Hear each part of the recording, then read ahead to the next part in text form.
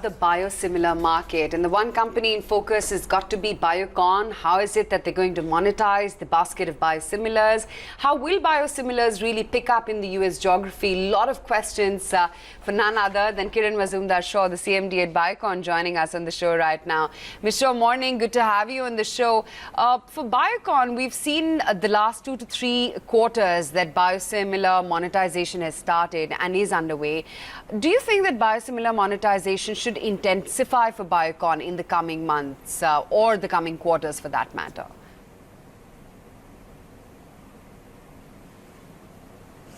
Yes, absolutely, because, we have launched our biosimilars both in the US and European markets. Apart from that, of course, we are seeing a big uptake in biosimilar products in emerging markets as well. So I certainly believe that we will see good growth momentum in our biosimilars business going forward. Do you think increasingly biosimilars friendly regulatory and policy framework will work well for the company in terms of monetization and investment in this particular segment over the years?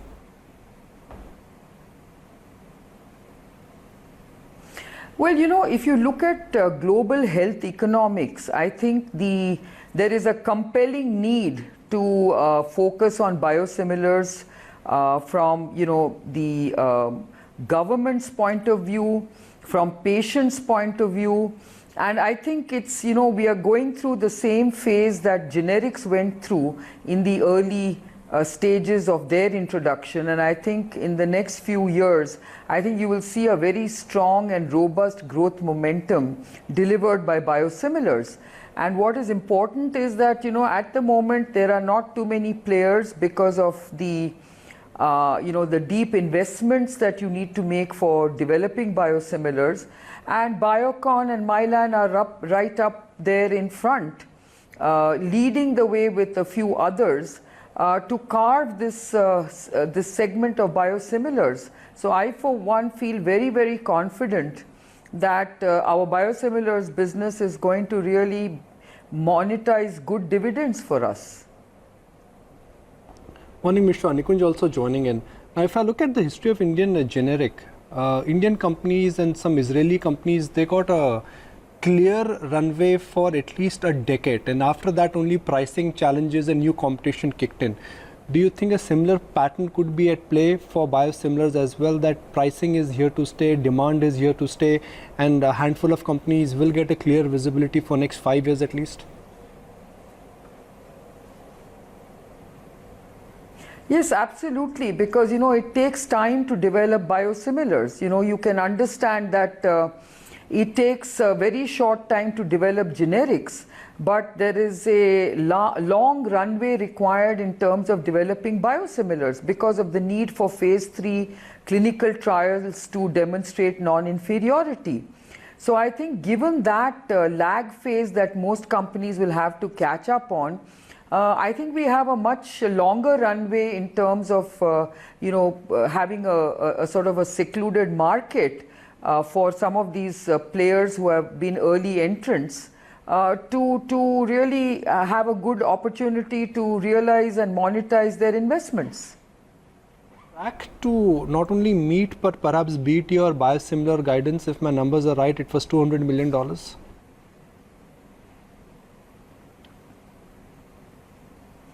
Yes, we have indicated a $200 million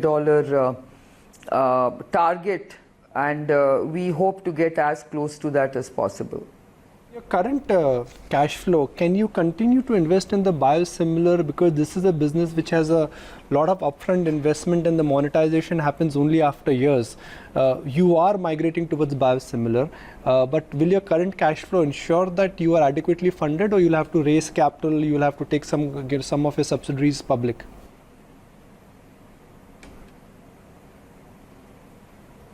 Well, we've got many avenues to raise cash, as you know. I mean, the biosimilars business itself is fairly profitable, and we will be reinvesting our profits that are biosimilars back into the business.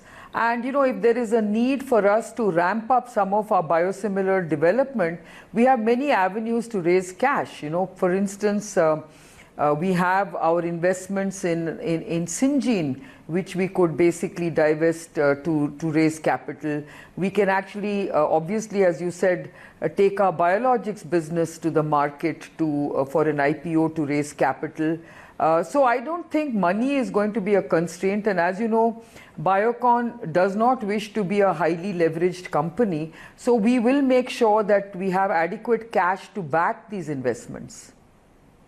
So would you be looking at listing any of your subsidiaries soon? Is there a set timeline, or are these just avenues that you could explore if you need to?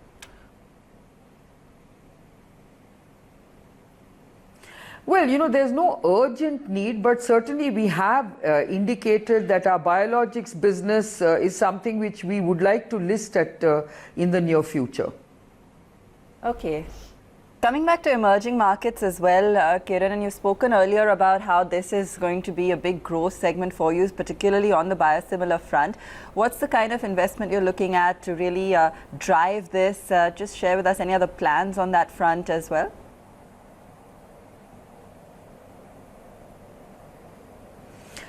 Well, the emerging market opportunity has to be addressed in multiple ways. One is, of course, through partnerships with strong local companies. And the other is to have your own presence in certain markets where we are, like, for instance, in Malaysia. As you know, we have just appointed a new CEO for our biologics business. She comes with a very strong commercial experience. And I think, we will start sharing some of these plans as we go forward. For Indian pharma companies, there are two challenges. One, pricing. Second, price erosion. That's a broader headline from a market standpoint, but you are a different company. Your challenges would be different. You are an R&D focused company. So what do you think would be your challenges? I'm asking you a very open-ended question because I just wanted our viewers to also get this differentiation, because the minute they think of pharma, all Indian viewers think that, okay, it's only bad news and there is generic pricing pressure, but I think that's not applicable in your case.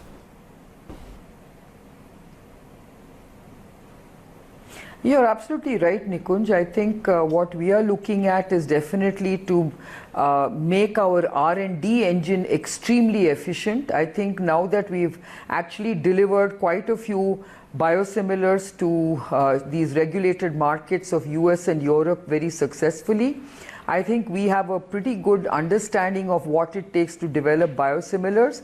And we hope that the next series of biosimilars that we develop will be a faster process and will be a far more predictable process. And that is where I think our strength lies. R&D is definitely a strong competitive advantage that Biocon has with its partners. And added to that, of course, is the fact that we are an integrated biosimilars company, which many of our competitors are not. And I think that also makes it a very important differentiation for Biocon because of the ability to take a product right from the lab to the market. And I think that's where we are really focusing on. I think Biocon in the years ahead aims to be a very strong commercially focused company as well. As you know, all this time Biocon has been a B2B company. We now need to understand how to play the B2C game in countries like US and Europe. The good news is that many of these businesses will kind of mirror the generics business, because right now the uptake of biosimilars is definitely from HMOs and from hospital formularies.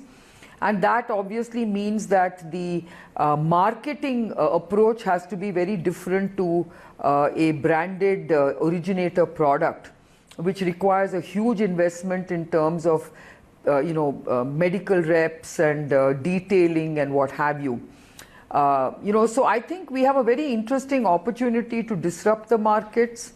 And I think that's what we're looking at. And I think with some of the new technologies available to us, we will look at new strategies and new ways of marketing our products and being successful in the biosimilars business going ahead.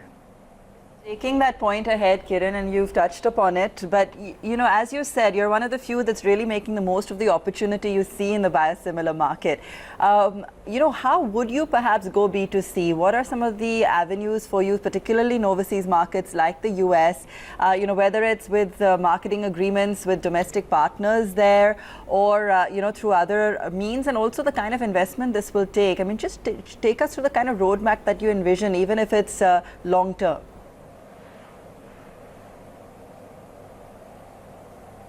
Well, it's very difficult to give you granular details at this point in time, but you know, suffice to say that at this point in time we have you know, partners who have taken the onus of front-facing the commercial opportunity in the European and US markets.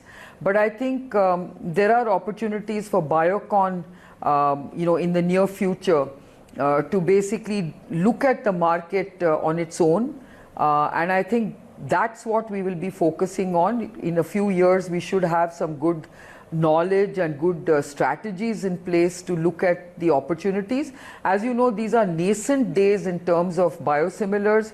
But as I said, we have seen some good uptake of our first biosimilar that entered the US market, which is Fulfilla.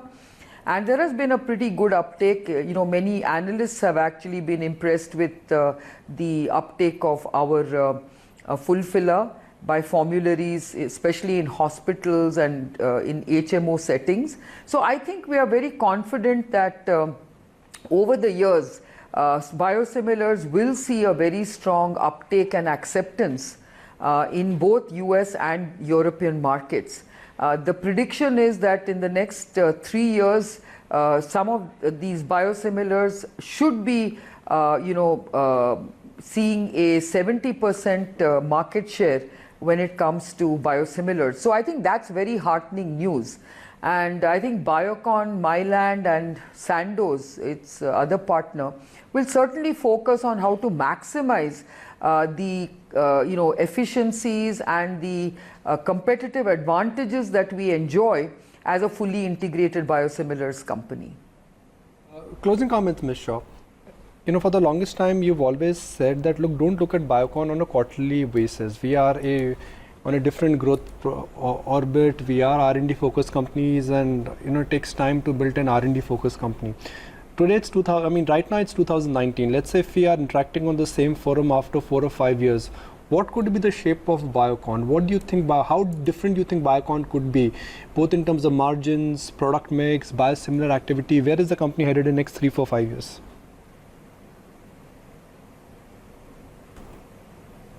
Well, as you know, Biocon basically embarked on this you know, journey of developing biosimilars basically to improve its quality of earnings.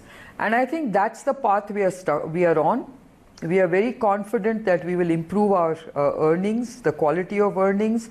Obviously, we expect much higher margins from biosimilars. And as I mentioned, at least for the near term, we don't see the kind of competitive pressures to reduce margins to the level that generics are seeing, and obviously we expect to sustain high margins in our businesses in the near term. So I think that's what we will really be focusing on, and I think you will see Biocon getting into a very strong growth phase based on its biologics business. Having said that, as you know, even our small molecules API business is now upwardly vertically integrated into ANDAs and generics, and even there you're going to see a very strong growth coming from our generics entry into the US market. And so I think overall our growth is going to look very, very robust over the next few years, added to which of course is Syngene, which also is showing a very strong growth momentum in the new services that it's offering. So overall, I think the Biocon group is definitely on a strong growth trajectory. To hear that, Ms. Shaw, and the markets as well are liking it. Biocon is also holding up with the rest of the market. Good speaking with you as always.